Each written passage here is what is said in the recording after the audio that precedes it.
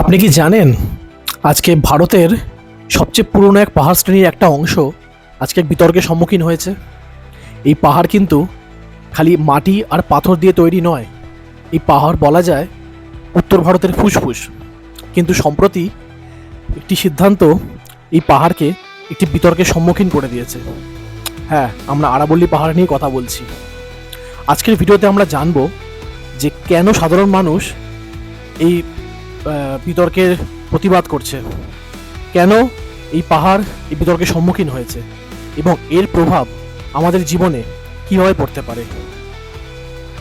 আরাবল্লী পাহাড় শ্রেণী প্রায় 800 কিলোমিটার জুড়ে বিস্তৃত।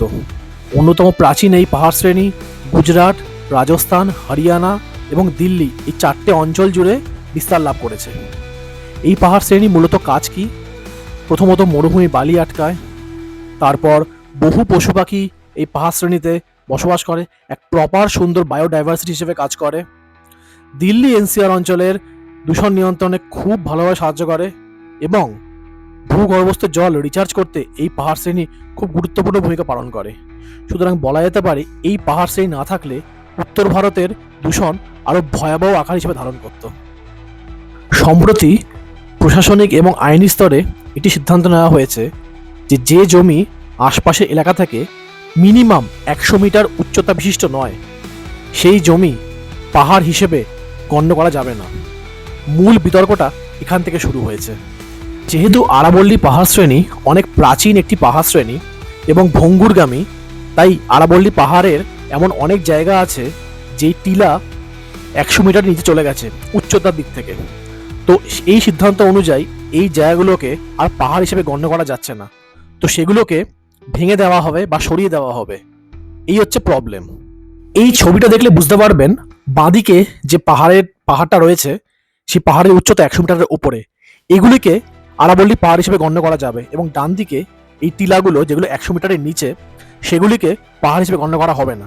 স্থানীয় মানুষজনদের আশঙ্কা যে এর ফলে এই ছোটো ছোটো পাহাড়গুলো যেগুলোকে সরিয়ে দেওয়া হবে, ধ্বংস করে ফেলা হবে, এই জায়গাগুলোতে বিভিন্ন ইন্ডাস্ট্রিয়াল প্রজেক্ট, খনন কার্য বা বড় বড় নির্মাণ করার অনুমতি দেওয়া হবে।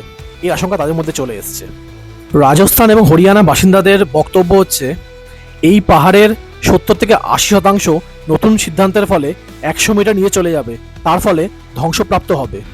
তাদের বক্তব্য আরাবল্লী পাহাড়কে ছোট পাহাড় হিসেবে হেলাফেলা করা ঠিক না, কারণ পরিবেশের ভারসাম্য রক্ষায় কিন্তু এই পাহাড়ের গুরুত্ব অনস্বীকার্য। এছাড়া দিল্লি এনসিআরকে এই পাহাড় ধুলোবালির হাত থেকে রক্ষা করে। অতিরিক্ত খনন কার্য হলে কিন্তু তলার জলস্তর নেমে যাবে এবং তার থেকেও বড় কথা এই পাহাড়ের জন্যই কিন্তু মরুভূমির বিস্তার এখনো রোধ পাচ্ছে। একবার যদি পাহাড় ধ্বংসপ্রাপ্ত হয় তাহলে কিন্তু মরুভূমি দ্রুত বেগে বিস্তার লাভ করবে। তো সেভ আরাবল্লী নামে একটি ক্যাম্পেইন চালু হয়েছে, যার ফলে পদযাত্রা, প্রতিবাদ এবং সোশ্যাল মিডিয়ায় ক্যাম্পেইন শুরু হয়েছে।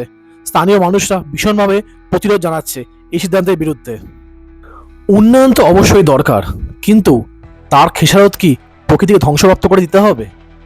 বিশেষজ্ঞরা কিন্তু বলছে উন্নয়ন এবং প্রকৃতির মধ্যে ভারসাম্য না আনতে পারলে তার দাম কিন্তু সাধারণ মানুষকে দিতে হবে।